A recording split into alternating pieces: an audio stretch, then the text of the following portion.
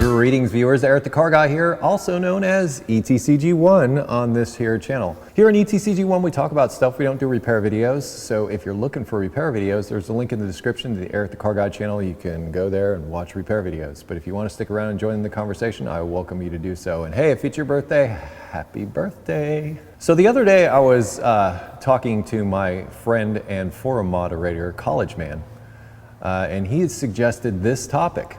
And I said, you know what, that's a really good topic. I think we should cover it. And that is when to say goodbye. Behind me, my 1993 Acura Vigor. And some of you might be looking at this and thinking, Eric, why? I get it. It's not exactly the prettiest car. And in fact, in my experience, most people buy vehicles based on appearance. If it doesn't look good, they don't want to have anything to do with it if it's not the right color. I'm not saying you're like that, I'm just saying I've heard and seen that a lot. But the thing about this car is, mechanically it's perfectly sound.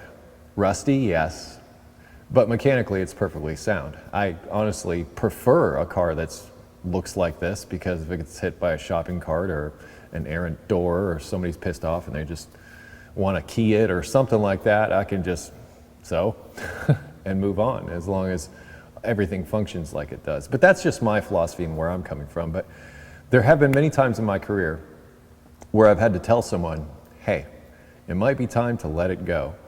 It's on life support. It needs so much work that you're never going to be able to recoup that loss. But then what comes in is the emotional side of things. I've had this car since I was 4 years old. I can't bear to let it go. Well, what you'll invest in this vehicle, you could easily go out and buy another one. And this is tricky because sentimental attachment is a very strong thing. I understand, I get it. And I also drive a 1979 Fairmont. Not exactly the most sought after vehicle on the planet. Personally, I think it's cool. It's got sentimental value to me. So therefore, I would gravitate towards a vehicle like that, or a cruddy looking Acura Vigor like this. And that may be true for somebody else who has some vehicle that they absolutely love that they don't want to get rid of. So they will put good money over bad to keep that thing going down the road.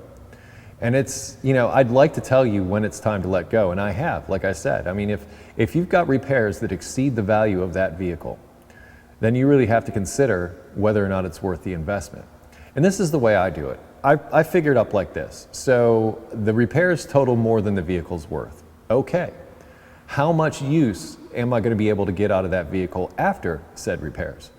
So if you can get another 2, 3, 5 years out of the vehicle, and you paid more than the vehicle's worth, but you get yourself a couple years down the road, then it's really not money wasted, because that saves you from making a car payment, that saves you from having to get to know another vehicle with another whole host of problems, potential problems that it might have.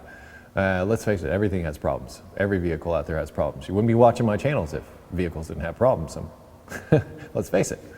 But there is that point where you have to say to yourself, is it financially feasible? And that's usually the way I try to break it down. I usually try to take emotion out of the equation. For me and people like me that fix their own things, it's that reality is somewhat skewed, because at that point you're asking yourself, okay, the parts are going to cost this. It's going to cost me, a weekend, something to get it done.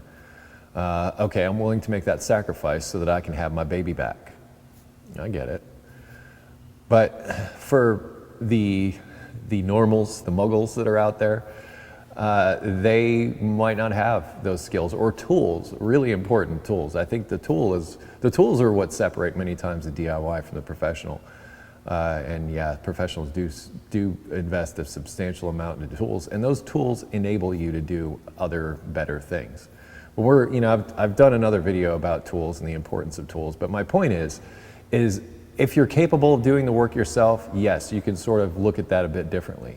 You can look at it as, okay, my car needs an engine, but I think I'm capable of doing it. I think I'm capable of pulling the engine out and getting whatever it is that I got to get done so I can move on down the road. Okay, that will work.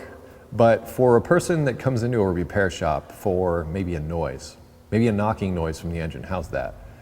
And they roll in and they say, listen, my car's making this noise. I start it up, and as I drive, as I accelerate, I'm hearing this noise. And I look at it and I say, sounds like it's about to throw a rod.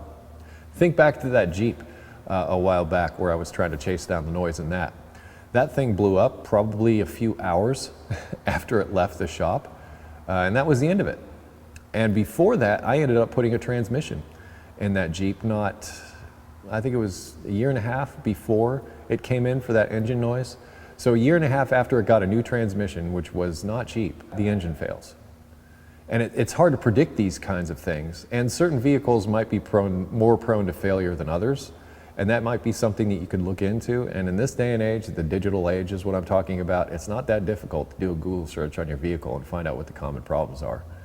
You can find out in forums, many manufacturers, like there's Honda forums, there's Saturn forums, there's Mercedes-Benz forums, there's forums for everything. I have a forum too, but we talk about lots of different stuff, not just any specific brand, but many times those brand-specific places might be able to clue you in to those pattern failures that we've talked about in other videos that could crop up. And if a pattern failure is something like, take a 99 through 03 Acura TL. I know those well, extremely well. Why? Because I put a transmission in just about every stinking one of them. Sometimes twice, sometimes even 3 times. Therefore, if somebody says, hey, I've got a 1999 through 03 Acura TL, I say, run screaming, because it's not just the transmission that's a problem on that car. So certain vehicles lend themselves to more problems than others, and you may fall in love with them. This Acura Vigor has a certain set of problems.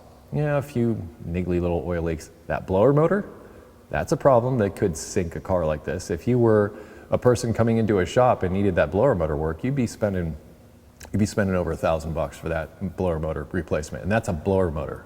That's so your defroster can work. That's so you can, be warm in winter and cool in summer. And that didn't even include any of the air conditioning work. That would be separate. So, yeah, you have to look at the expense, and you have to weigh that expense against the use that you'll get out of it. And certain vehicles are more prone to problems than others.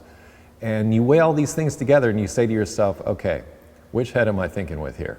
And I would say use the one on your shoulders before you use the other one, and be practical about it. If you really love the car, and this might not be the best suggestion, but if you really love the car, maybe get yourself another car and put the damaged car in dry dock until you get funds together or gumption together to put it together. And I say that might be dangerous to say because that's how hoarding starts. where you put a project off to the side, you put it in a barn, garage, park it out in a field even, and say, I will get to that. I think you get my point, is maybe you can put it off to a later date and get yourself something reliable to drive until you get a chance to fix or repair whatever ailments are taking it down. That's the way I approach it. I try to approach it with a logical, a mindset that says, okay, I'm gonna spend this much money, what am I gonna get back? A return on investment. What am I gonna get back for the money that I've spent? Is it worth it? Is it a vehicle that's gonna stand the test of time, or is it just gonna break again in a year and a half? And after you put the transmission in, is the engine gonna go? So, and if that's the case, you really have to ask yourself, would it be better off to make this somebody else's problem? Hence, I have an Acura Vigor. Because yeah, it was probably exactly that, parked under a tree somewhere. It's quite obvious that it was.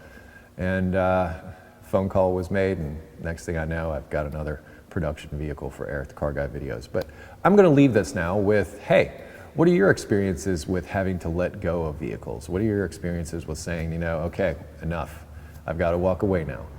And have you walked away, and how have you handled those situations? And what criteria do you follow when you're in those situations where you say to yourself, hey, maybe it's time to let go? Over at ericthecarguy.com, there's a welcome video there to tell you about all the amazing features that we have to answer your automotive questions if you have them. I can also be found on Google+, Facebook, and Twitter if you wish to connect with me socially. And I close each of my videos with be safe, have fun, and stay dirty. ETCG1 videos come out on Mondays, and I will see you next time. Bye-bye.